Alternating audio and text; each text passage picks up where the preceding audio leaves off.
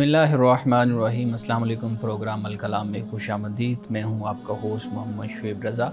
नाज़रीन किराम, प्रोग्राम के पहले हिस्से में हम कुरान करीम की कुछ आयात को समझने की कोशिश करेंगे और दूसरे हिस्से में अपने आहद के नुमाइंदा सियासी, समाजी, मजहबी मौज़ूआत पे पैदा होने वाले सवालात के जवाब एक नए नुक्ता नज़र से जानने की कोशिश करेंगे। हस्ब साबिक हमारे साथ शरीक गुफ्तगू हैं जनाब मोहम्मद अमानत रसूल साहब। हमारे साथ बहुत शुक्रिया आपके वक्त का।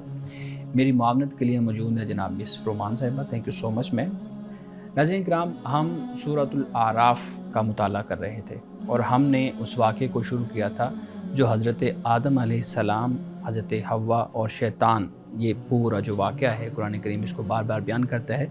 इस वाक़े को हमने शुरू किया था। मैं जनाब अमानत रसूल साहब से गुजारिश करूँगा कि अपनी गुफ्तगू का आगाज़ कीजिएगा। बिस्मिल्लाहिर्रहमानिर्रहीम। नाज़रीन किराम, सूरतुल आराफ का दूसरा रुकू है जहाँ हज़रत आदम अलैहिस्सलाम का ज़िक्र है, बल्कि मुकम्मल वाक़या यहाँ पर बयान किया गया है। आज हम सिर्फ़ हज़रत आदम अलैहिस्सलाम का जो यहाँ पे ज़िक्र है, जिन आयात में बयान है, हम उनका तर्जुमा और मुख्तसर तशरीह और तफसीर बयान करेंगे। लेकिन कल इससे जो नताइज हैं, असबाक हैं और जो निकात हैं, उनको हम कल इंशाअल्लाह तफसील के साथ बयान करेंगे। अल्लाह सुब्हानहु व तआला फरमाता है कि वलक़द ख़लक़नाकुम सुम्मा सव्वरनाकुम सुम्मा क़ुलना लिल मलाइकति इसजुदू लि आदम, कि तहकीक हमने तुम्हें पैदा किया, फिर हमने तुम्हें सूरत दी, यानी तुम्हारी सूरत बनाई। सुम्मा क़ुलना लिल मलाइकति इसजुदू लि आदम, फिर हमने मलाइका से कहा कि सजदा करो आदम को। तो फसजदू इल्ला इबलीस, तो सजदा किया उन्होंने, यानी मलाइका ने, मगर इबलीस ने सजदा नहीं किया। लम यकुम मिनस साजिदीन, वो सजदा करने वालों में शामिल नहीं हुआ। क़ाल मा मनाअका अल्ला तस्जुदा इज़ अमरतुका, अल्लाह पाक ने फरमाया कि किस चीज़ ने सजदा करने से तुझे रोका जब मैंने तुझे हुक्म दिया था। क़ाल अना खैरुम मिन्हु खलक़तनी मिन नारिम व खलक़तहु मिन तीन, तो इब्लीस ने कहा कि मैं इससे बेहतर हूँ कि तूने मुझे आग से पैदा किया और इसको मिट्टी से पैदा किया। आगे फरमाया कि क़ाल फ़हबित मिन्हा, अल्लाह सुब्हानहु व तआला ने फरमाया कि तू यहाँ से उतर जा। फ़मा यकूनु लका अन ततकब्बरा फ़ीहा फ़ख़्रुज इन्नका मिनस साग़िरीन, कि तुझे ये हक़ नहीं कि तू इसमें तकब्बुर करे। फ़ख़्रुज इन्नका मिनस साग़िरीन, तू उतर जा, यकीनन तू ज़लील है, यानी वो लोग या वो मखलूक की जो ज़लील है उनमें से तू भी शामिल है। फरमाया अंज़िरनी, अब इसके बाद इब्लीस कहता है अंज़िरनी इला यौम युबअसून, कि मुझे मोहलत दे उस दिन तक जिस दिन ये उठाए जाएंगे, यानी जो दिन हश्र का होगा, क़यामत का होगा। क़ाल फ़बिमा अग़वैतनी लअक़उदन्ना लहुम सिरातकल मुस्तक़ीम, तो शैतान ने क्या कहा? शैतान ने कहा कि इस वजह से क़ाल इन्नका मिनल मुनज़रीन, अल्लाह पाक ने फरमाया कि बेशक तुझे मोहलत दे दी गई। क़ाल फ़बिमा अग़वैतनी लअक़उदन्ना लहुम सिरातकल मुस्तक़ीम, तो उसके बाद शैतान ने, इब्लीस ने कहा कि चूँकि तूने मुझे गुमराह किया है, नऊज़ बिल्लाह, यानी अल्लाह सुब्हानहु व तआला को इब्लीस कहता है कि तूने मुझे अगवा किया, यानी गुमराह किया है, मैं भी लोगों के लिए तेरी सीधी राह पर बैठूँगा।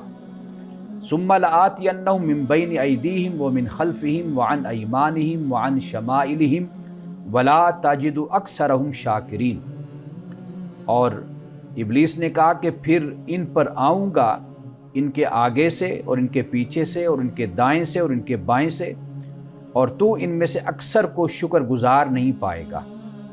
क़ाल अख़रुज मिन्हा मज़ऊमन मदहूरा, अल्लाह पाक ने फरमाया कि यहाँ से निकल जा ज़लील और ठुकराया हुआ।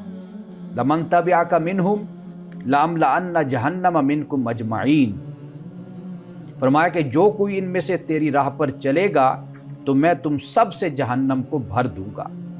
अब इसके बाद अल्लाह सुब्हानहु व तआला ने हज़रत आदम से फरमाया, व या आदम उस्कुन अंत व ज़ौजुकल जन्ना, ए आदम तू और तेरी बीवी जन्नत में रहो। फ़कुला मिन हाइसु शिअतुमा, اور تم دونوں کھاؤ جہاں سے چاہو، ولا تقربا ہاذہ شجرۃ، لیکن اس درخت کے قریب نہ جانا، فتکونا من الظالمین، تو ورنہ نقصان اٹھانے والوں میں سے ہو جاؤ گے، یعنی ظالموں میں سے ہو جاؤ گے۔ فوسوس لہما الشیطان لیبدی لہما ما وری عنہما من سوآتہما وقال ما نہاکما ربکما عن ہذہ الشجرۃ الا ان تکونا ملکین او تکونا من الخالدین۔ اور پھر شیطان نے دونوں کو پھسلا دیا، بہکایا، تاکہ وہ کھول دے ان کی وہ شرم کے مقام جو ان سے چھپائے گئے تھے۔ اس نے ان سے کہا کہ تمہارے رب نے تم کو اس درخت سے صرف اس لیے روکا ہے کہ کہیں تم دونوں فرشتے نہ بن جاؤ یا تم کو ہمیشہ کی زندگی حاصل نہ ہو جائے، کیونکہ انسان اسی کی طلب رکھتا ہے کہ ایک تو وہ چاہتا ہے کہ اس کا مقام اور مرتبہ یہ بڑھے، اور دوسری بات وہ یہ بھی چاہتا ہے کہ وہ ہمیشہ زندگی گزارے اور کبھی اس کو موت نہ آئے۔ تو ابلیس نے در حقیقت انسان کی جو فطری خواہش ہے اس پر حملہ کیا اور اس کے ذریعے سے انسان کو بہکانے کی اور انسان کو گمراہ کرنے کی کوشش کی۔ اب اس کے بعد شیطان نے کہا وقاسمہما انی لکما لمن الناصحین، اور اس نے قسم کھا کھا کر یہ کہا کہ میں تم دونوں کا خیر خواہ ہوں۔ اب اس کے بعد فرمایا فدلاہما بغرور، تو شیطان نے ان کو فریب سے، غرور سے، دھوکے سے ان کو مائل کر لیا۔ فلما ذاق الشجرۃ، پھر جب انہوں نے اس درخت کو چکھ لیا یا درخت کا پھل چکھا، تو بدت لہما سوآتہما، تو پھر ان کی شرمگاہیں ان پر کھل گئیں۔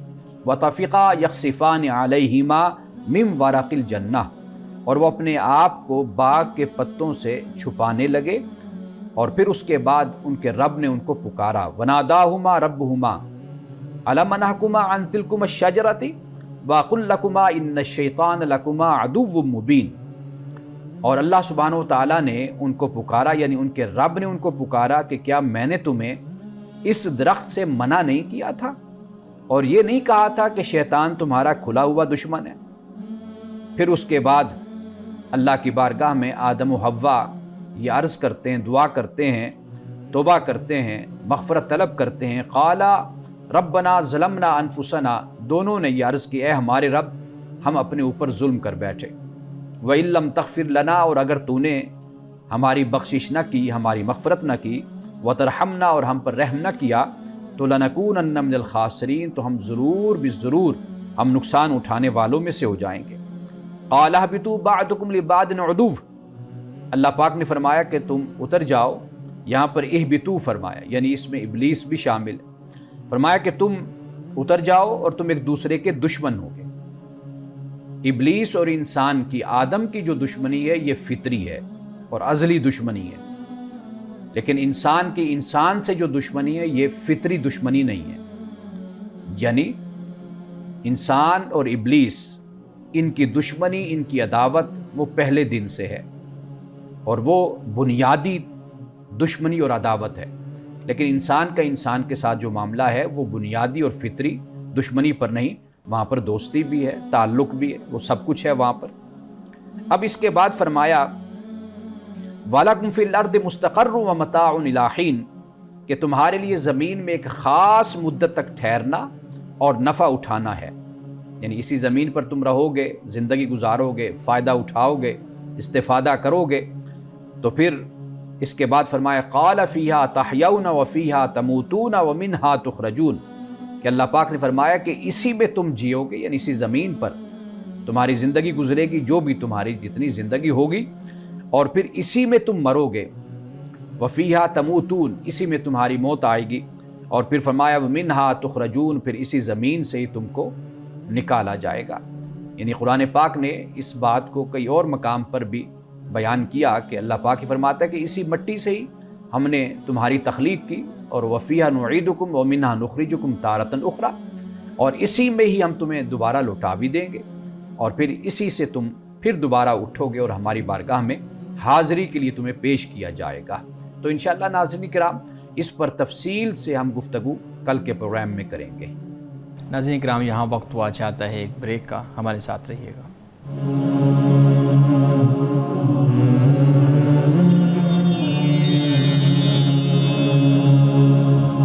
ویلکم بیک ناظرین. امان صاحب بہت شکریہ.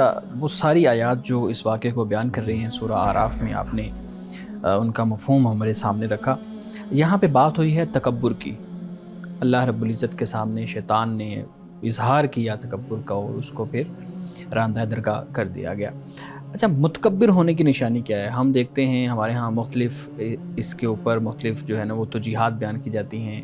ہر شخص کو جو اپنے سے بڑا ہوتا ہے یا اپنے سے زیادہ لیول کا ہوتا ہے اس کو ہم متکبر کہہ دیتے ہیں. تو آپ بیان کیجئے گا کہ جو متکبر ہے اس کی نشانی کیا ہے، کن عوامل کی بنیاد پہ ہم کسی کو متکبر سمجھ سکتے ہیں، اور پھر آخر میں یہ بھی بیان کیجئے گا کہ جو فخر ہے کسی بھی چیز پہ وہ اور تکبر، ان میں کیا فرق ہو سکتا ہے؟ دیکھیے، پہلی بات تکبر کی طرف ہم آ جاتے ہیں. حدیث رسول صلی اللہ علیہ وسلم میں تکبر کی بہت اچھی تشریح کی گئی ہے. ایک تو تکبر کی صورت یہ ہوتی ہے کہ اللہ کی مخلوق کو، دوسرے انسانوں کو اپنے سے کمتر خیال کرنا، حقیر خیال کرنا، چھوٹا خیال کرنا، اور اپنے آپ کو سمجھنا. یعنی مثال کے طور پر آپ کے پاس دولت ہے، مال ہے، علم ہے، خوبصورتی ہے، نسب ہے، خاندان ہے، اس بنیاد پر آپ اپنے آپ کو بالا تر سمجھتے ہیں اور دوسرے کو آپ کمتر خیال کرتے ہیں. ٹھیک. ایک تو یہ ہے. دوسرے تکبر کی صورت جو یہاں پر بیان ہوئی ہے وہ یہ ہے کہ خدا کے حکم کے سامنے اکڑ جانا. نعوذ باللہ. جو ابلیس نے دکھایا تکبر کر کے کہ خدا کا حکم ہے کہ عاجزی اختیار کرو، اللہ کے حکم کے سامنے جھک جاؤ، تو وہ اللہ کے حکم کے سامنے اکڑ گیا. ٹھیک. تو یہ دوسری صورت تکبر کی ہو جاتی ہے. فخر اصل میں لفظ ہم استعمال کرتے ہیں. قرآن مجید جب اس کو بیان کرتا ہے تو اس سے مراد یہ ہوتا ہے کہ ایک چیز آپ کی ہے ہی نہیں اور اس میں آپ کا کمال ہی نہیں ہے، پھر اس پر آپ اتراتے پھرتے ہیں، تو یہ فخر ہوتا ہے. یعنی اللہ نے آپ کو خوبصورتی دی ہے، آپ اس پر اترا رہے ہیں خام خواہ، دوسروں کی تحقیر کر رہے ہیں اور اپنے آپ کو آپ سمجھتے ہیں کہ میں بہت خوبصورت ہوں. اب یہ خوبصورتی، یہ جو کچھ بھی آپ کو دیا گیا، یہ خدا کی عنایت ہے، خدا نے دی ہے. آپ کے پاس دولت ہے، وہ بھی خدا کی ہے. آپ کے پاس کوئی مرتبہ ہے، وہ بھی خدا کی طرف سے آپ کو عطا کیا گیا ہے. تو وہ جو کچھ بھی آپ کو خدا کی طرف سے ملا ہے، جس میں آپ کا کوئی کمال نہیں ہے، وہ خدا کی عطا ہے، وہ ودیعت ہے. آپ اس پر جو اپنے تکبر کا یا غرور کا اور جو بڑائی کا یا اترانے کا آپ اظہار کرتے ہیں، اصل میں اس کو ہم فخر کہہ رہے ہیں. نہیں، تو اس کا مطلب ہے پھر فخر جو ہے نا وہ انسان کے لیے، انسان کو نہیں کرنا چاہیے. مثال کے طور پہ میرے پاس ایک پوزیشن ہے یا میرے پاس خدا کی دی ہوئی ایک نعمت ہے، میں اس کے اوپر فخر کرتا ہوں، اس سے کسی کو نقصان نہیں ہو رہا، تو آپ کی بات سے تو میں پھر یہ سمجھا ہوں کہ وہ بھی غلط ہے، کیونکہ وہ خدا کی طرف سے مجھے دی گئی ہے اور میں اس کا اظہار بھی کر رہا ہوں، تو وہ بھی غلط ہے. جب انسان میں یہ احساس ہو جائے نا کہ یہ جو میرے پاس مرتبہ ہے یہ کسی اور کے پاس نہیں ہے، یہ میرے پاس ہے، ٹھیک ہے، اور وہ یہ خیال کر لے کہ میں اب اعلیٰ عرفہ ہو گیا ہوں، باقی جو مخلوق ہیں، جو باقی لوگ ہیں، وہ ادنا ہیں، پست ہیں، وہ مجھ سے کمتر ہیں. یہ صرف خیال اور یہ انسان کی جو سوچ اور احساس ہوتا ہے نا، یہ انسان کے رویوں کو بھی بدل دیتا ہے. ایسا نہیں ہو سکتا کہ آپ کہیں کہ جی میں نے تو اپنی جگہ پر ایسا کر لیا ہے. یہ اصل بنیاد بنتی ہے آپ کے اگلے قدم کی، منفی سوچ کی، منفی کردار کی. سوسائٹی میں آپ کے چال چلن پر اس کا بہت گہرا اثر ہوتا ہے. تو لہٰذا وہ جو ہم باطن کی بات کرتے ہیں نا، انسان کے تزکیہ نفس کی بات کرتے ہیں، یا ہم یہ کہتے ہیں کہ بہت سی اخلاقی برائیاں ایسی ہوتی ہیں جن کا تعلق آپ کے قلب کے ساتھ ہے، آپ کے باطن کے ساتھ ہے. یہ وہ چیزیں ہیں کہ آپ کا احساس بھی نہیں ہونا چاہیے، آپ میں یہ احساس بھی پیدا نہیں ہونا چاہیے کہ میں جو کچھ ہوں میرے جیسا کوئی نہیں ہے، باقی ساری مخلوق مجھ سے کمتر ہے، حقیر ہے، پست ہے. یہ احساس بھی بندے کے اندر نہیں ہونا چاہیے. کیوں؟ اللہ سبحانہ و تعالیٰ جو علام الغیوب ہے، وہ انسان کے دل سے گزرنے والے خیالات سے بھی واقف ہے کہ انسان نے کہیں کسی موقع پر کہیں ایسا احساس تو اپنے اندر پیدا نہیں کیا کہ جس میں اس نے دوسروں کی تذلیل کی ہے یا دوسروں کو ذلیل سمجھا ہے اور اپنے آپ کو اس نے بڑا اعلیٰ اور عرفہ سمجھا ہے. نہیں، اس سے تو پھر میرے مزید جو ہے نا وہ الجھن پیدا ہو گئی ہے میرے ذہن میں. اچھا آپ اب ایک سوال میں آپ کے سامنے رکھتا ہوں، اس میں پھر ہم مزید ڈسکشن کرتے ہیں تاکہ چیزیں کلیئرٹی کی طرف چلے جائیں.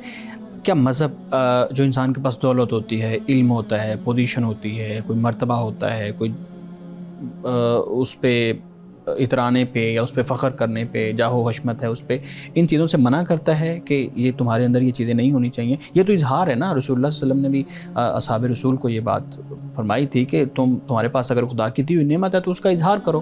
تو فخر کرنا بھی تو ایک اظہار ہے، آپ اس کو کیسے غلط کہہ رہے ہیں؟ دیکھیے اظہار پر تو پابندی نہیں ہے، ہم تو اس کے منفی جو اثر اور اس کا جو اظہار ہے ہم تو اس پر بات کر رہے ہیں نا. یعنی مثال کے طور پر یہاں پر اب تکبر کی بات ہے تو آگ سے پیدا ہوا، آدم مٹی سے پیدا ہوا، ٹھیک ہے آپ آگ سے پیدا ہوئے، لیکن اس آگ کی بنیاد پر آپ اس نسل پرستی میں مبتلا ہو جائیں یا ذات پرستی میں مبتلا ہو جائیں کہ آپ خدا کا حکم بھی ماننے سے انکاری ہو جائیں یا بندگان خدا کی تحقیر کرنے پر آپ اتر آئیں، تو اس کی تو اجازت کسی طرح بھی نہیں ہے. آپ کے پاس مال دولت ہے، آپ اس کا اظہار کریں گے، اچھی گاڑی کے ذریعے سے کریں گے، اچھے لباس سے کریں گے، اچھے گھر سے کریں گے، اچھے جوتوں سے کریں گے، آپ کو مکمل طور پر اس کی اجازت ہے.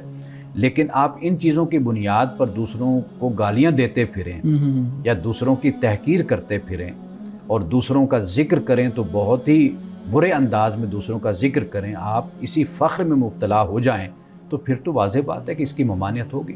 لیکن ہمارا اس رویے کی ممانعت کوئی نہیں ہے. جی آپ پلیز کوئی سوال کرنا چاہتے ہیں؟ جی میرا سوال تھا کہ جیسے کہ آپ نے تکبر کی دوسری صورت بتائی کہ ابلیس نے اللہ کے حکم سے روگردانی کی تو اس کے ساتھ، تو کیا روزمرہ عبادات نہ کرنا یا اللہ کے حکم سے روگردانی کرنا یہ بھی اس زمرے میں آتا ہے، تکبر کے زمرے میں؟ دیکھیے اب یہ بالکل ایک علیحدہ چیز ہو جاتی ہے. یعنی ابلیس نے جو تکبر کیا تھا وہ اس کے مقابل میں آدم موجود تھے اور اس نے نیتاً ارادتاً اور جان بوجھ کر اپنے تمرد میں سرکشی میں انکار کیا کہ میں نے آدم کو سجدہ نہیں کرنا. لیکن دوسری طرف اگر کسی مسلمان اور مومن کو ہم دیکھتے ہیں کہ وہ مسلمان اور مومن رہتا ہی اسی وقت ہے کہ جب وہ اللہ کے حکم کو مانتا ہے، اعتقادی طور پہ یقین رکھتا ہے، اعتقادی طور پر عقیدے میں وہ مانتا ہے. عملی طور پر اس سے کوتاہی ہوئی، اس سے غلطی ہوئی، اس سے گناہ ہو گیا، اس کو ہم یہ کہہ سکتے ہیں کہ یہ گناہ گار ہے، یہ فاسق ہے، یہ الفاظ تو ہم بول سکتے ہیں، لیکن ہم اس کو دائرہ اسلام سے ہم اس کو خارج نہیں کر سکتے، اس لیے کہ مسلمان ہونے کے لیے عقیدہ بنیاد ہے نا. تو وہ اللہ کو مانتا ہے، اللہ کے حکم کو مانتا ہے، نماز کو مانتا ہے، روزے کو مانتا ہے، زکوٰۃ کو مانتا ہے، حج کو مانتا ہے کہ یہ اللہ کا حکم ہے. لیکن عملی طور پر اگر وہ کوتاہی کر جاتا ہے تو ہم زیادہ سے زیادہ اس کو گناہ گار تو ہم کہہ سکتے ہیں، لیکن ہم یہ نہیں اس کو کہہ سکتے کہ وہ دائرہ اسلام سے نکل گیا، الا یہ کہ حتیٰ کہ وہ وہی سرکشی کا انداز اختیار کرے جو ابلیس نے اختیار کیا، نعوذ باللہ من ذالک. تو واضح بات ہے کہ پھر اس کا تعلق اسلام سے اور ایمان سے نہیں رہتا، یعنی صریح طور پہ وہ عقائد کا انکار کر دے تو پھر وہ اس زمرے میں آئے گا. اچھا مولانا صاحب، شیطان نے جب یہ مکالمہ ہو رہا تھا اللہ رب العزت سے تو کہا کہ میں لوگوں کی تمہاری جو اچھا راستہ ہے اس کے سامنے آؤں گا اور آڑ بنوں گا اور گمراہ کروں گا. تو اب ایک سوال پھر ذہن میں پیدا ہوتا ہے کہ اللہ تعالیٰ نے تو یہ دنیا اچھائی کے لیے بنائی ہے نا، دنیا میں اچھائی پھیلے، ایک معاملہ ہو اس طرح کا، اور برائی کی نسبت خدا کی طرف کرنا یہ کوئی انسانی ذہن تسلیم بھی نہیں کرتا کہ خدا نے دنیا اس لیے بنائی ہے کہ برائی اس میں ہو. لیکن ہم دیکھتے ہیں کہ برائی زیادہ ہے، برے لوگ بھی زیادہ ہیں. اگر آپ تعداد میں دیکھیں تو تعداد میں بھی زیادہ ہیں جو ظلم کرنے والے ہیں، جو خدا کے اس کا انکار کرنے والے ہیں. اگر ہم اعمال میں دیکھیں تو پھر بھی ہے، اگر عبادات میں دیکھیں تو پھر بھی ہے. برائی ہمیں زیادہ نظر آتی ہے، اچھائی کم نظر آتی ہے. تو خدا کی تخلیق کا جو مقصد ہے وہ تو پھر پرانا ہوا. اصل معاملہ یہ کہ آپ خود ایک مقدمہ قائم کرتے ہیں، پھر اس مقدمے پہ آپ سوال کھڑا کرتے ہیں. نہیں یہ دیکھیں نا، یہ تو ہے نا، دنیا میں یہ نظر آتا ہے. نہیں دیکھیے، برائی آپ کو زیادہ نظر آتی ہے. میں ہمیشہ یہ کہا کرتا ہوں کہ برائی یہ ہے کہ یہ زیادہ دکھتی ہے، اور اچھائی میں اچھائی یہ ہے کہ وہ کم نظر آتی ہے. تو جو خیر ہے وہ ہمیشہ بیج کی طرح ہوتا ہے. باقی اگر اللہ کے بندوں کو آپ دیکھیں گے کہ ٹھیک ہے گناہ ہوتا ہے، غلطیاں ہوتی ہیں، خطائیں ہوتی ہیں، لیکن جس حد تک ظلم کی آپ بات کرتے ہیں ان کی تعداد بھی اتنی زیادہ نہیں ہوتی. لیکن ان کے ظلم، چونکہ وہ طاقتور لوگ ہوتے ہیں، قوت والے ہوتے ہیں، اقتدار والے ہوتے ہیں، ان کا معاشرے میں اثر رسوخ ہوتا ہے، تو ان کی وہ برائی زیادہ معاشرے میں نظر بھی آتی ہے، ان کا کنٹرول ہوتا ہے.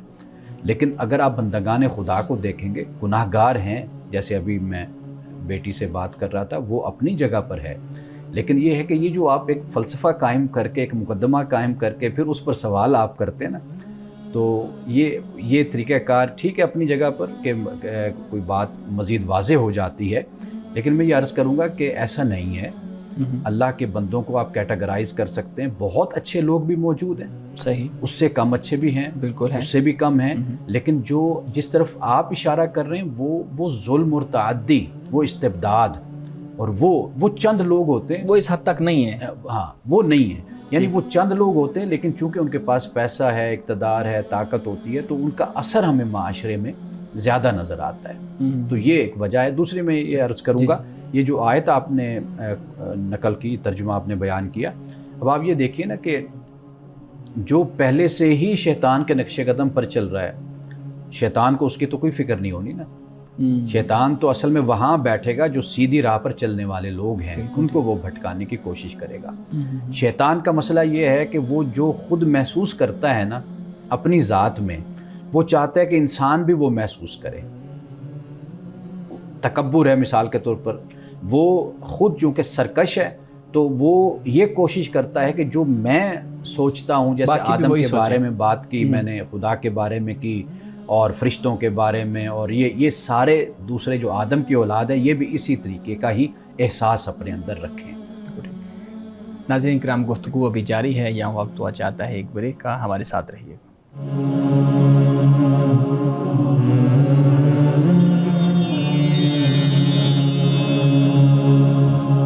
پروگرام میں ایک دفعہ پھر خوش آمدید۔ امانہ صاحب، چلیں پہلا تو آپ نے جو میرا سوال تھا اس کو بہت اچھے طریقے سے لپیٹ دیا ہے، اب میں اس پہ گفتگو نہیں کروں گا۔ یہاں پہ بات ہوئی حضرت آدم علیہ السلام کی تخلیق کی، اللہ رب العزت نے کہا کہ ہم نے اس کو ایک تصویر، یعنی صورناکم کا لفظ استعمال ہوا۔ اچھا امانہ صاحب، حضرت حوا کے بارے میں بہت زیادہ سوالات اور بہت زیادہ آبھاس ہمارے سامنے آتی ہیں، تو اس پہ بہت زیادہ بحث ہوتی ہے۔ میں سب سے پہلے آپ سے یہ پوچھنا چاہوں گا کہ حضرت حوا کی جو پیدائش ہے وہ کیسے ہوئی؟ ہمیں معلوم نہیں ہوتا کسی لٹریچر کے اندر کہ اس پہ کوئی اوتھینٹک سورس ہمیں مل سکے۔ دیکھیے قرآن مجید نے بالکل کلیئرٹی کے ساتھ اس کو بیان کر دیا۔ سورۃ النساء کے آغاز میں ہی اسے بیان کیا، خلقکم من نفس واحدہ وخلق منہا زوجہا وبث منہما رجالا کثیرا ونساء، یعنی جس مٹیریل سے آدم کو اللہ نے تخلیق کیا اسی سے ہی حوا پیدا ہوئی ہے۔ اچھا، یہ نہیں ہے کہ آدم سے حوا پیدا ہوئی ہیں، بلکہ جس سے آدم کو پیدا کیا گیا اسی سے ہی حوا کی تخلیق، یعنی جس مٹی سے آدم علیہ السلام کو پیدا، اسی مٹی سے، بالکل اسی سے پیدا ہوئی۔ پھر اس کے بعد جو آگے سلسلہ چلا وہ سلسلہ اسی طرح کہ جیسے مرد اور عورت کے ملاپ کے ساتھ تخلیق کا سلسلہ چلتا ہے، عورت بھی اسی طرح پیدا ہوئی ہے۔ تو یہ جو ہمارے ہاں چند باتیں مشہور ہیں روایات میں جو آتی ہیں، تو ان کا کچھ اور پہلو ہے کہ جس پر ہمیں بات کرنی چاہیے، لیکن یہ خیال کر لینا کہ مرد کی پسلی جو ہے اس سے عورت، اس پہ بھی میں آپ سے سوال پوچھنا چاہ رہا تھا کہ جو ہمارے ہاں کہا جاتا ہے کہ حضرت آدم علیہ السلام کی پسلی سے حضرت حوا پیدا ہوئیں، اور وہ چونکہ ٹیڑھی پسلی ہوتی ہے تو پھر عورت کی پھر تخلیق اور اس کی فطرت کے بارے میں بھی کچھ بات ہم نے کی کہ وہ ٹیڑھی ہوتی ہے، اس کو سیدھا کرنا ٹھیک نہیں ہے، سیدھا کریں گے تو ٹوٹ جائے گی۔ اس پہ آپ کی کیا رائے ہے؟ دیکھیے یہ قرآن مجید میں تو موجود نہیں ہے، یہ قضیہ قرآن میں نہیں ہے، یعنی یہ جو پسلی سے پیدا ہونے ہے یہ قرآن میں نہیں ہے، یہ حدیث پاک میں ہے۔ کالضلع کے جو الفاظ آتے ہیں کہ عورت جون سی ہے، بیوی ہے، عورت ہے، وہ پسلی کی طرح ہے، یعنی اس کی تخلیق اللہ سبحانہ وتعالیٰ نے اس طرح کی۔ اب اصل معاملہ یہ کہ اگر پسلی سے تشبیہ دی، اگر تھوڑا سا آپ اس پر غور کریں گے کہ پسلی کا مقام کون سا ہے، پسلی کا مقام وہ ہے جو آپ کے دل کے قریب ہے، سینٹرل باڈی آپ کا، یعنی نہ سر ہے نہ پاؤں ہے۔ نعوذ باللہ، جیسے ہمارے ہاں بعض لوگ ایسا کہتے ہیں کہ بھئی پاؤں کی جوتی بنا کے رکھنا اور یہ دونوں کرنا، انتہاؤں پہ نہیں ہے وہ۔ تو اسلام میں بالکل اس کی کوئی گنجائش ایسے تصورات اور ایسے رویوں کی نہیں ہے۔ ٹھیک ہے، اگر پسلی کی بات کی کہ پسلی آپ کے دل کے پاس ہوتی ہے، یعنی ایک تو یہ اشارہ محبت کی طرف ہو جاتا ہے۔ صحیح۔ دوسرا یہ ہے کہ آپ یہ دیکھیے کہ عورت پسلی ہی کی طرح ہوتی ہے کہ جس طرح پسلی آپ کے اندر جو آپ کے اہم اور حساس قسم کے جو آپ کے آرگنز ہیں ان کی حفاظت کرتی ہے۔ اچھا، بالکل مثال کے طور پر یہ پسلی نہ ہو تو جو چوٹ لگے گی ڈائریکٹ جا کر آپ کے جو حساس اور نازک آپ کے اعضاء ہیں ان پر جا کر چوٹ لگے گی نا. آپ کا دل ہے, آپ کا جگر ہے, آپ کے پھیپھڑے وغیرہ یا گردے جو بھی ہیں. اب آپ دیکھ لیجئے کہ ہم نے دیکھا کہ ایکسیڈنٹ ہوتا ہے تو معلوم ہوتا ہے کہ جی پسلیاں ٹوٹ گئی. اگر پسلی نہ ہو تو وہ چوٹ ڈائریکٹ جا کر پھر آپ کے نازک اعضاء پر ہوگی, تو جب ہوگی تو ڈیتھ ہو جاتی ہے. تو گویا کہ پسلیاں آپ کی جان کی حفاظت کرتی ہیں. تو اللہ تعالیٰ نے رسول اللہ صلی اللہ علیہ وسلم نے عورت کو پسلی اسی لیے قرار دیا کہ وہ ایک محافظ کا کردار ادا کر رہی ہوتی ہے گھر میں, یعنی بچوں کی حفاظت کر رہی ہوتی ہے, آپ کی حفاظت کر رہی ہوتی ہے. آپ ایک دن کے لیے بیوی کو, بیگم کو آپ ذرا میکے بھیج کر دیکھیں پھر پیچھے گھر کا کیا حال ہوتا ہے. تو وہ جب گھر پہ ہوتی ہے اور میکے بھیجیں اور بچے بھی اپنے پاس رکھیں, پھر آپ کو یہ زیادہ اہم ہے. یعنی وہ بچے جب آپ کے پاس رہیں گے, اس گھر کو کس طریقے سے آپ نے مینیج کرنا ہے یہ آپ کو لگ پتہ جاتا ہے پھر انسان کو. تو اس لیے پسلی سے تشبیہ دینے سے مراد یہی ہے کہ عورت اصل میں حفاظت کرتی ہے, نگرانی کرتی ہے, آپ بچوں کی کر رہی ہے, گھر کی کر رہی ہے, ہر طرح کی مشکلات اور مصائب اور آلام سے آپ کو بچا رہی ہے. تو اس لیے رسول اللہ صلی اللہ علیہ وسلم نے اس کو پسلی سے اس کو تشبیہ دی ہے. اچھا, تیسری بات جو میں عرض کر دوں, ابھی بیٹھے یہ بات بھی میرے ذہن میں آئی کہ دیکھیے پسلی کی اپنی ایک ساخت ہے, ایک اس کی بناوٹ ہے. ٹھیک ہے. اب رسول اللہ صلی اللہ علیہ وسلم نے ان مردوں کو یہ بات سمجھائی ہے کہ جو ساری کوشش اس پر لگا دیتے ہیں کہ عورت کو تبدیل کریں, بیوی کو بدلیں, اور پھر اس چڑ میں اور لڑائی میں, جھگڑے میں رہتے ہیں کہ بھئی اس کی فطرت کو, اس کی طبیعت کو ہم کسی طرح تبدیل کر دیں. اور یہ چیز جو ہے یہ گھروں کو برباد کر دیتی ہے. یعنی بیوی کو چاہیے خاوند کو منوان قبول کرے, ٹھیک ہے, وہ جیسا بھی ہے, اس کی طبیعت ہے, مزاج ہے, اس کی تخلیق ہے, فطرت ہے. اسی طرح مرد کو چاہیے, شوہر کو چاہیے کہ وہ بیوی کو ایز اٹ از قبول کرے. یہ جو ہم ایک دوسرے کو تبدیل کرنے پہ لگے رہتے ہیں نا, اس سے بھی بڑے مسائل پیدا ہوتے ہیں. تو در حقیقت رسول اللہ نے جب پسلی سے تشبیہ دی ہے تو یہ گویا کہ عورت کی جو فطرت ہے, اس کی عادت ہے, اس کی طبیعت ہے, اس کی طرف یہ اشارہ کیا ہے کہ بھئی اس کو جیسی بھی ہے نا, اس کو ویسے کہ ویسا قبول کرو اور اس کے ساتھ چلو. جی بالکل ٹھیک ہے. اچھا, ایک اور چیز میں یہاں پوچھنا چاہ رہا ہوں. یہ ہمارے ہاں ایک اور کہانی ہے, ایک اور قضیہ ہے کہ حضرت حوا کی وجہ سے حضرت آدم علیہ السلام کو جنت سے نکالا گیا, اور وہ جو پھل تھا یا وہ درخت کی جو وہ بیج تھا وہ حضرت حوا کے کہنے پہ کھایا. آدم علیہ السلام نہیں کھانا چاہ رہے تھے, لیکن حضرت حوا نے وہ ان کو مجبور کیا. اور پھر اس کو ریلیٹ کیا جاتا ہے ہمارے ہاں خواتین کے کردار سے متعلق کہ آج بھی دنیا میں خواتین کا وہ منفی کردار دکھایا جاتا ہے. آپ کی اس پہ کیا رائے ہے؟ دیکھیے, یہ جو واقعہ ہے نا, یہ تورات اور انجیل میں اس کو بیان کیا گیا ہے. یہی کہ حضرت حوا نے مجبور کیا وجہ سے جو ہے نا وہ آدم جو بھٹکے یا بہلائے گئے تو وہ حوا اس کی بنیاد بنی. تو یہ تورات اور انجیل میں, قرآن مجید اس سے بالکل خالی ہے, اور احادیث رسول صلی اللہ علیہ وسلم بھی اس سے خالی ہیں. کوئی یہ ایسا واقعہ نہ قرآن میں ہے اور نہ حدیث میں ہے. یہ تورات اور انجیل میں بیان ہوا. پھر اس کے بعد چونکہ ہمارے جو مختلف ادوار جو تفاسیر کے گزرے ہیں ان میں پھر ان چیزوں کو شامل کر لیا گیا, اور پھر یہ آگے سے آگے نقل ہوتی چلی گئی. اور کچھ چیزیں پھر یہ ہے کہ معاشرے میں ایسے ہی ہے کہ جیسے مردوں کی طرف منسوب کر دی جاتی ہیں. کوئی بات اگر مرد بے وفا نکلے تو پھر وہ مرد پر کہا جاتا ہے یہ مرد ہوتے ہی ایسے ہیں. اگر عورت کی طرف سے کوئی ایسی بات ہو جائے تو پھر کہا جاتا ہے کہ یہ عورتیں ایسی ہوتی ہیں. تو پھر اس حوالے سے پھر ان چیزوں کو کوٹ کیا جاتا ہے. باقی ان کی کوئی اتھینٹسٹی نہیں ہے ان باتوں کی. جی بالکل. آپ پلیز سوال کریں. جی, میرا ایک سوال ہے کہ آپ نے تبدیلی کی بات کی کہ یہ جو مرد اور عورت میں تبدیلی کا ہم لوگ کرتے ہیں, تو اگر آپ کا جو ہے شوہر یا بیوی وہ اسلامی تعلیمات کے خلاف جا رہے ہیں تو پھر اس کے بارے میں تبدیلی کا کیا حکم ہے؟ دیکھیے, میں نے جس تبدیلی کی بات کی ہے نا, وہ آپ اس کو وومنس کہہ سکتے ہیں. ایک تو یہ بات ہے کہ عورت عورت ہے, مرد مرد ہے. ایک تو یہ بات ہو گئی. دوسری بات یہ ہوتی ہے کہ انسان توقعات بہت رکھتا ہے دوسرے سے. یعنی خامند کی توقعات بیوی سے ہوتی ہیں, بیوی کی توقعات خامند سے. کئی دفعہ وہ توقعات جو ان سے ہیں وہ غیر ضروری ہوتی ہیں. بالکل. ہم جب اس طرح کی توقعات وابستہ کرتے ہیں نا تو اس سے ہماری زندگی میں مشکل پیدا ہوتی ہے, گھر میں پرابلمس پیدا ہوتی ہیں. یہ ایک وجہ ہے. جہاں تک آپ بات کہہ رہی ہیں، دیکھیے جہاں پر اخلاقی معاملات ہوتے ہیں، جہاں پر اسلامی معاملات ہیں، تو واضح بات ہے کہ وہ ایک کنڈکٹ ہوتا ہے، طریقہ ہوتا ہے، وہ آپ نے اس پر نصیحت بھی کرنی ہوتی ہے، اس نے آپ نے آگاہ بھی کرنا ہوتا ہے۔ آپ گھر کے بڑے ہیں، مثال کے طور پر قوام ہیں، مرد ہے، شوہر ہے، باپ ہے، تو واضح بات ہے کہ وہ بتائے گا، کہے گا۔ ہاں اگر اسی طرح معاملہ خامن کا ہے تو بیوی کی یہ پھر ذمہ داری ہوتی ہے کہ اپنے خامن کی اصلاح کرے، اس کو بھی نیکی کی طرف راغب کرے۔ تو یہ تو علیحدہ پہلو ہے۔ میں جس طرف بات کر رہا تھا وہ یہ ہے کہ غیر ضروری قسم کی توقعات اور امیدیں لگائی جاتی ہیں اور پھر ایک دوسرے پر وقت ضائع کیا جاتا ہے، خرچ کیا جاتا ہے، تو میں اس طرف اشارہ کر رہا تھا۔ ناظرین کرام، یہاں وقت ہوا چاہتا ہے ایک بریک کا، ہمارے ساتھ رہیے۔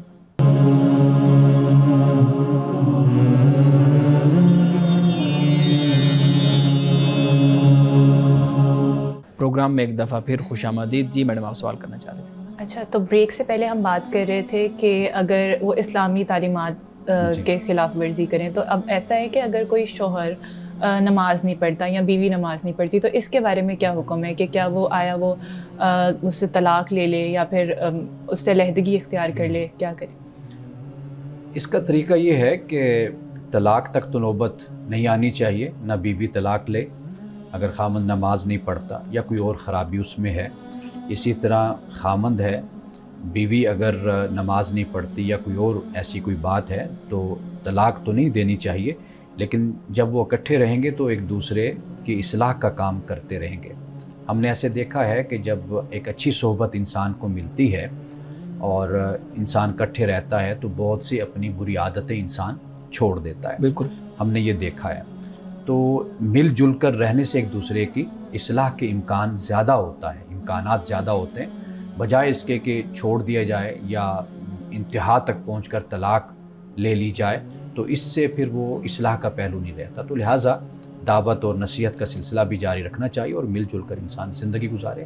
جی بالکل ٹھیک۔ جی میڈم، وہ الحاد والا آپ ایک سوال کرنا چاہ رہے تھے، پلیز۔ تو میں پوچھنا یہ چاہ رہی تھی کہ آپ کی نظر میں کیا بنیادی وجوہات ہیں جن کی وجہ سے نوجوان نسل الحاد کی طرف آج اتنی زیادہ مائل ہو رہی ہے؟ اچھا، اس کی بڑی بنیادی وجہ، انسان کو ہمیشہ سفر وہاں سے شروع کرنا چاہیے، اپنی بات کا آغاز وہاں سے کرنا چاہیے جہاں انسان اپنے آپ پر ذمہ داری ڈالے، خود ذمہ داری قبول کرے۔ ایک رویہ یہ ہوتا ہے کہ آپ دوسروں کو بلیم دیتے ہیں، مثال کے طور پر نوجوانوں کو کہہ دیا جائے کہ بھی یہ گمراہ ہو گئے ہیں، بھٹک گئے ہیں اور یہ سیدھے راستے سے ہٹ گئے ہیں۔ ایک یہ ہے کہ میں اس ذمہ داری کو قبول کروں کہ یہ ہماری طرف سے غلطی ہے یا ہماری طرف سے کوتاہی ہے، تو میں اسی طریقے کو ہی قبول کرتا ہوں کہ یہ ہماری طرف سے کوتاہی ہے کہ جس کی وجہ سے نوجوان الحاد کی طرف یا کسی اور طرف وہ متوجہ ہو رہے ہیں، یعنی مذہب سے دور ہو رہے ہیں۔ مذہب سے دور ہو رہے ہیں۔ یہ ہماری ذمہ داری ہے۔ ٹھیک۔ اس کی بنیادی وجہ کیا ہے؟ وہ یہ ہے کہ دیکھیے کہ آج کا جو نوجوان ہے وہ ایسا نہیں ہے کہ وہ کسی اسکول، کالج، یونیورسٹی میں ہی بند ہے یا گھر میں بند ہے۔ اب اس کے پاس جو موبائل ہے، جو وسائل ہیں، جو ذرائع ہیں اس کے پاس علم کے، تعلیم کے، انفارمیشن کے، وہ بہت وسیع ہیں۔ وہ دنیا کو دیکھتا ہے، دنیا کو پڑھتا ہے۔ اب اس کے مقابل واضح بات ہے کہ وہ کمپیئر کر کے دیکھتا ہے کہ بھئی فلاں یہ کہہ رہا ہے یا یہ فلاں بول رہا ہے، یہ اس کے دلائل ہیں، اور اس کے مقابل وہ دیکھتا ہے کہ ہمارے علماء، ہمارے اسکالرز جو ان سے ہیں وہ کیا دلائل دے رہے ہیں، کیا بات کہہ رہے ہیں۔ لیکن جب وہ اپنی طرف دیکھتا ہے تو اسے یہاں پر یہ نظر آتا ہے کہ ہمارے جو علماء ہیں وہ فرقہ وارانہ مسائل میں الجھے ہوئے ہیں۔ جی۔ آپ اگر ایک مسلک کو دیکھیں گے، ان کے آپس میں بھی اندر کے اختلافات اور لڑائی اور جھگڑے ہیں، اور مسائل کیا ہیں؟ مسائل ان کے وہی فقہی مسائل ہیں، چند اعتقادی مسائل ہیں، یا دوسرے فرقے کے ساتھ بھی ان کا جھگڑا ہے تو وہ بھی اسی طرح کے، یا تو تاریخ پر وہ الجھ رہے ہیں ایک دوسرے کے ساتھ، یا وہ چند عقائد پر الجھ رہے ہیں، یا وہ قانونی اور فقہی مسائل پر جو 1200 سال پہلے کے مسائل ہیں، 1300 سال پہلے کیوں نہیں پڑی۔ جب نوجوان یہ صورتحال دیکھتا ہے نا تو وہ پھر اسلام سے دور ہوتا ہے، مذہب سے دور ہوتا ہے، پھر وہ الحاد کی طرف متوجہ ہوتا ہے، کیونکہ جب تک انسان کی، نوجوان کی سیٹسفیکشن نہ ہو نا، اس کو اطمینان نہ ہو، اس وقت تک وہ کبھی بھی اس بات کو قبول نہیں کرتا۔ مذہبی لوگوں کو جب دیکھتا ہے، وہ جب اپنے علماء کو دیکھتا ہے، مذہبی طبقے کو دیکھتا ہے، جیسا اسلام وہ معاشرے میں پیش کرتے ہیں، جو ان کا طریقہ ہوتا ہے، اس سے وہ اکثر طور پر یعنی متنفر ہوتا ہے، دور ہوتا ہے، جس کی وجہ سے وہ پھر الحاد کے یا گمراہی کے آپ کہہ لیجیے کے قریب ہوتا ہے۔ تو میں تو ذاتی طور پر اس کی ذمہ داری قبول کرنے کے لیے تیار ہوں کہ یہ ہماری کوتاہی ہے کہ ہم اپنے نوجوان کو مطمئن نہیں کر پا رہے۔ جی ٹھیک ہے۔ اچھا مولانا صاحب، اس میں ایک اور چیز بھی ہے نا، ایک اور پرابلم بھی ہے کہ بہت سے نوجوان کہتے ہیں کہ سوالات کے جوابات تو ہمیں علماء کی طرف سے ملتے ہیں جی، لیکن وہ سوالات کے جوابات اتنے زیادہ اس لیول پہ جا کے ہمارے جوابات کو ہمارے لیے وہ تسلی بخش نہیں ہو رہے ہوتے کہ ہم اپنا آپ اس میں صحیح دیکھ سکیں۔ جیسے میں آپ کے سامنے رکھتا ہوں شارٹ ٹرم نکاح ہے، جیسے دوسرے ممالک میں ٹریول کرنا ہے، وہاں پہ جا کے اپنے تعلقات ہیں، ریلیشن شپس ہیں، دوسری تیسری چیزیں ہیں، یا میاں بیوی کے جو حقوق ہیں آپس میں ایک بندھن کے اندر آ کے وہ آزادی کا جو تصور ہے ہمارے ہاں، وہ کہتے ہیں کہ مذہب جتنے مرضی آپ ماڈریٹ اسکالر کو بٹھا لیں، ان سے بات کر لیں، پھر بھی کہیں نہ کہیں آپ کے مذہب آپ کو قدغن لگا دیتا ہے۔ تو وہ قدغنوں سے ہم اجزاد ہونا چاہتے ہیں، تو آپ تو کہہ رہے ہیں کہ صرف سوالات کے جوابات نہیں دے رہے، بلکہ نوجوان تو کسی اور طرف جو ہے نا وہ جانے کی کوشش کر رہے ہیں۔ اصل جو ابھی جن مسائل کا آپ نے ذکر کیا، یہ بھی ایک لحاظ سے بائی پروڈکٹ آپ اس کو کہہ لیجئے، سائیڈ ایفیکٹ کہہ لیجئے۔ جب بنیادی طور پر اول دن جب ایک شخص مطمئن ہو جاتا ہے نا اپنے سوالات پر، وہ پھر اسی ہی نظریے کو، اسی عقیدے کو اور اسی مذہب کو اختیار کر لیتا ہے، جس سے وہ مطمئن ہوتا ہے۔ پھر اس پر کوئی قدغن لگائی جائے، کوئی پابندی لگائی جائے، یا اس کو کسی چیز کا پابند کیا جائے، تو وہ آسانی اور خوشی کے ساتھ اس کا پابند ہو جاتا ہے۔ لیکن جب وہ اپنے سوالات پر مطمئن نہیں ہوتا، مذہبی لوگوں کی طرف سے، علماء کی طرف سے یا مذہب کی طرف سے، تو وہ پھر اگلا قدم اس کے لیے پھر وہی آزادی کا ہوتا ہے، آوارگی کا ہوتا ہے، وہ اگلا قدم پھر اس کا اٹھتا ہے۔ ایک بات۔ دوسری بات یہ کہ ہم جو بات کر رہے ہیں نا، ہم ان نوجوانوں کی بات کر رہے ہیں کہ جو چاہتے ہیں یعنی مذہب ان کو جواب دے، ان کو بات سمجھائے، ان کو بتائے، ہم ان کی بات کر رہے ہیں۔ باقی جو معاملہ ہوتا ہے نا، انسان آزادی چاہتا ہے، وہ اپنی خواہشات نفس کے پیچھے بھاگتا ہے یا نفسانی خواہشات کے پیچھے بھاگتا ہے۔ اب وہ یہ نہیں ہوتا کہ بھئی اس کو اگر کوئی دلیل مل جائے گی، کوئی اس کو سمجھا دیا جائے گا تو وہ رک جائے گا۔ وہ اصل یہ چاہتا ہے کہ جو میں کر رہا ہوں نا، اس کو ڈیفینڈ کرنے کے لیے جو مجھے مذہب سے کوئی دلیل مل جائے، یعنی نعوذ باللہ میں گناہ کی زندگی گزار رہا ہوں، تو یہ مذہب مجھ پر پابندی لگاتا ہے۔ مذہب میں کوئی ایسی شکل نکل آئے نا، کوئی ایسی صورت بن جائے کہ جس پر میں یہ کہہ سکوں کہ بھئی دیکھو مذہب میں بھی اس کا جواز ہے اور یہ میں کام کر سکتا ہوں۔ یہ جو ذہنیت اور یہ جو سوچ ہے، اس کو اب تو آپ کبھی نہیں مطمئن کر سکتے۔ ہاں، جو سچے دل سے آتا ہے، جو چاہتا ہے کہ بھئی میں حق کو پاؤں، میرا جو مخاطب ہے وہ نوجوان ہے، میں اس سے اصل میں بات کر رہا ہوں۔ بالکل ٹھیک۔ مولانا صاحب آج کے حدیث مبارکہ بیان کیجیے گا۔ حضرت ابو سعید خدری رضی اللہ تعالی عنہ بیان کرتے ہیں کہ رسول اللہ نے فرمایا، اللہ تعالیٰ جنتیوں یعنی جنت میں رہنے والوں سے فرمائے گا، اے جنت والو، جنتی جواب دیں گے ہم حاضر ہیں اے ہمارے پروردگار تیری سعادت حاصل کرنے کے لیے۔ اللہ تعالیٰ پوچھے گا کہ اب تم لوگ خوش ہوئے، یعنی میری جنت میں جو آ گئے ہو تو کیا خوش ہو؟ وہ کہیں گے اب بھی بھلا ہم راضی نہ ہوں گے، حالانکہ تو نے ہمیں وہ سب کچھ دے دیا جو اپنی مخلوق کے کسی آدمی کو نہیں دیا۔ اللہ تعالیٰ فرمائے گا کہ میں تمہیں اس سے بھی بہتر چیز دوں گا۔ جنتی کہیں گے اے رب، اس سے بہتر اور کیا چیز ہوگی؟ اللہ تعالیٰ فرمائے گا کہ اب میں تمہارے لیے اپنی رضامندی، اپنی رضا اور خوشنودی کو ہمیشہ کے لیے کر دوں گا، اور اس کے بعد میں کبھی تم سے ناراض نہیں ہوں گا۔